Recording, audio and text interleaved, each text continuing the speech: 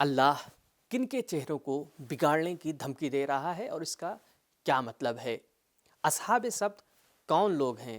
اللہ سارے گناہوں کو معاف کر دے گا لیکن ایک گناہ کو ہرگز نہیں۔ السلام علیکم، سبیل قرآن کے سبھی ناظرین کو ایک مرتبہ پھر سے تفسیری پروگرام میں خوش آمدید عرض کرتے ہیں۔ آج ہم 2 آیتوں کی تفسیر کو لے کر حاضر ہوئے ہیں، تو آئیے چلتے ہیں آج کی پہلی آیت کی تفسیر کو جاننے کے لیے اس کی تلاوت اور ترجمے کو سنتے ہیں۔ كتاب أنزلناه إليك مبارك ليدبروا آياته وليتذكر أولو الألباب. بسم الله الرحمن الرحيم. يا أيها الذين أوتوا الكتاب آمنوا بما نزلنا مصدقا لما معكم من قبل أن نطمس وجوها فنردها على أدبارها أو نلعنهم كما لعنا أصحاب السبت وكان أمر الله مفعولا. اے وہ لوگو، یہود و نصارہ کے جنہیں آسمانی کتاب دی جا چکی ہے اس پر بھی ایمان لے آؤ جو ہم نے نازل کیا ہے، جو تمہاری کتاب تورات و انجیل کی تصدیق کرنے والی اور اس سے ہم آہنگ ہے، قبل اس کے کہ ہم چہروں کو بگاڑ کر محو یا اندھا کر دیں اور ان کو پیچھے کی طرف موڑ دیں یا ان پر بھی لعنت کریں۔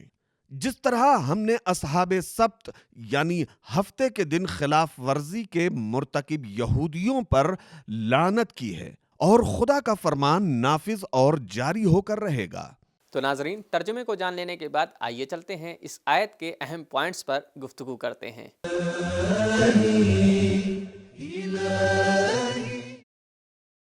چہروں کے بگاڑ سے مراد یا تو اللہ کی آیتوں کے مقابلے میں ہٹ دھرمی اور ضد کی وجہ سے دل، سالم فطرت اور عقل و ہوش کا سعادت و کامیابی کے راستوں سے ہٹ جانا ہے، یعنی وہ ایک قدم آگے کی طرف بڑھانے کی بجائے 2 قدم پیچھے کی طرف ہٹ جاتے ہیں، جس سے ان کا انسانی اور عقلی چہرہ مسخ اور بگڑ جاتا ہے، یا پھر اس سے ان کے ظاہری چہروں کا پیچھے کی طرف مڑ جانا اور بگڑ جانا مراد ہے، یا پھر قیامت کے دن چہروں کا تبدیل ہو جانا مراد ہے۔ اصحاب سبت سے مراد وہ یہودی ہیں جو ہفتے یعنی سنیچر کے دن مچھلی کے شکار سے منع کیے جانے کے باوجود اپنے اعتبار سے شرعی ہیلا و بہانہ اختیار کر کے مچھلی کا شکار کرتے تھے، جس کی وجہ سے وہ خدائی قہر و غضب میں گرفتار ہوئے اور ان کے چہرے مسخ ہو کر بندروں کی طرح ہو گئے۔ سورہ اعراف آیت نمبر 163۔ تو یہ تھے آیت کے نکات، اب چلتے ہیں آیت کے پیغام پر بات کرتے ہیں۔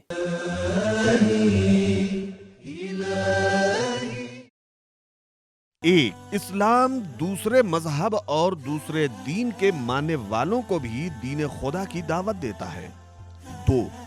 صاحبان علم و خرد اور معاشرے کے آگاہ اور باخبر افراد پر ہی سب سے زیادہ ذمہ داری عائد ہوتی ہے، اور وہی افراد زیادہ تر خداوند کے مخاطب قرار پاتے ہیں۔ 3. دعوت اور تبلیغ کا طریقہ اختیار کرنے کے لیے ضروری ہے کہ دوسرے لوگوں کے صحیح عقائد اور مشترک چیزوں کا احترام کیا جائے۔ 4. سارے انبیاء کے اصلاحی سلسلے اور کلی اصول ایک ہیں۔ 5.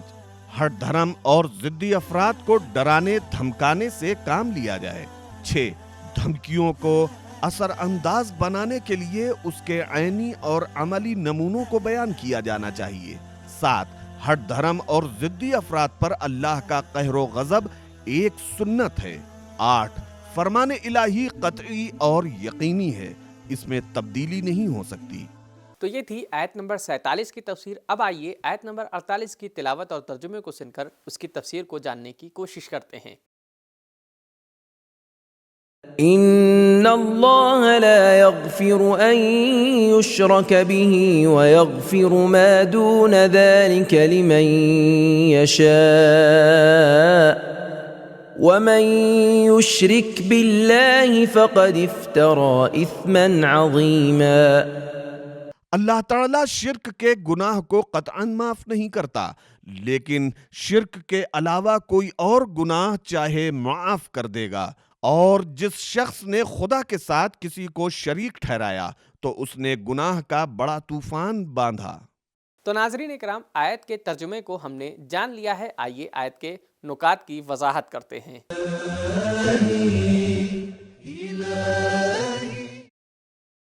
قرآن مجید میں شرک کا بیان سینکڑوں بار ہوا ہے، اور غیر اللہ کی طرف توجہ کرنا جس عنوان سے بھی ہو، جیسے بت پرستی، ریاکاری اور دکھاوا، مادہ پرستی اور غیر خدا کی طرف مائل ہونا وغیرہ پر سخت تنقید و مذمت کی گئی ہے۔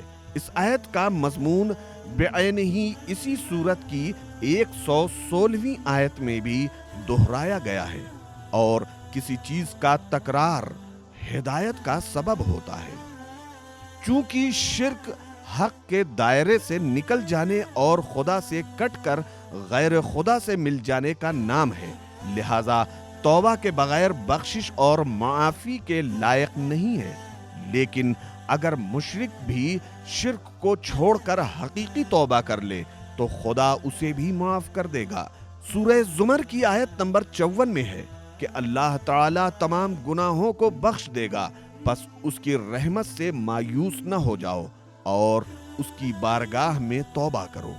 چونکہ یہ بات تو کسی کو معلوم نہیں کہ اللہ تعالیٰ کی حکیمانہ نگاہ کس کی طرف رخ کرتی ہے، لہذا کسی کے لیے غرور اور گناہ کی جرأت کی گنجائش باقی نہیں رہ جاتی۔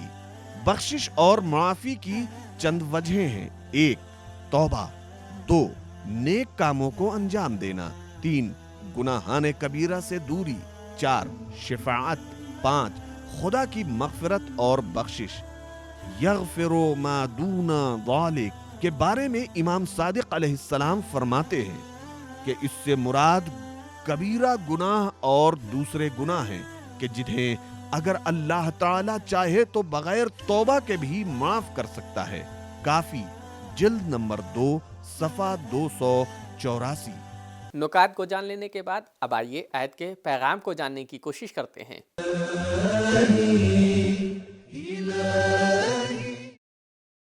1.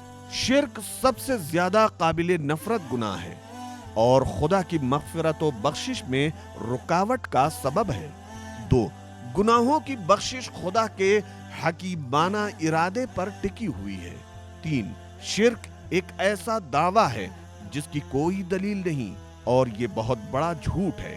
جو گناہ خدا کبھی نہیں معاف کرے گا وہ شرک ہے۔ یہ بہت ہی نفرت انگیز گناہ ہے جو خدا کی مغفرت میں رکاوٹ بنتا ہے۔ ہمارا سفر یہیں پر ختم ہوتا ہے، ملتے ہیں اگلے ایپیسوڈ میں، تب تک کے لیے شکریہ، خدا حافظ۔ سبیل قرآن، قرآنی سماج کی پہچان۔